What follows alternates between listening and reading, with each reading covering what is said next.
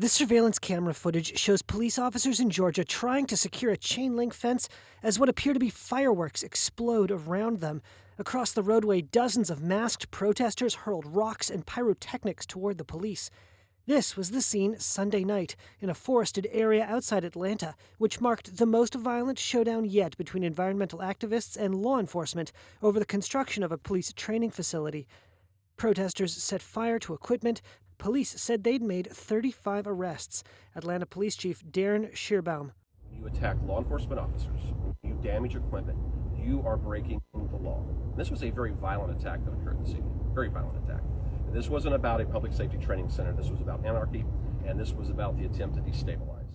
The site of the planned Atlanta Public Safety Training Center, derisively called Cop City by opponents, has been the scene of escalating confrontations both in the woods and in the city.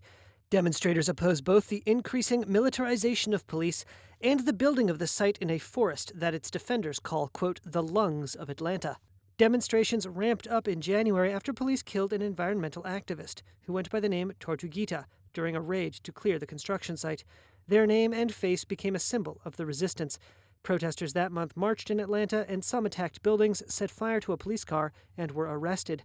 Reuters photographer Alyssa Pointer has been covering the Cop City demonstrations. She was at a nonviolent gathering on Saturday where she saw the issue unite environmental activists with those calling for police reform. There was a young man from the Dakotas who spoke, and he was from a Native American tribe, and he talked about the importance of protecting the land. I see people who talk about we want to have justice for Rayshard Brooks, the young man that was shot and killed by police in Atlanta a couple days after the George Floyd protests started in 2020. They talked about the Tortuguita, the young man that was shot and killed by police who was in occupying the forest at that time. I do believe these two groups are wanting to come together to show solidarity. Sunday's events began with a music festival that was part of a week of demonstrations against the construction.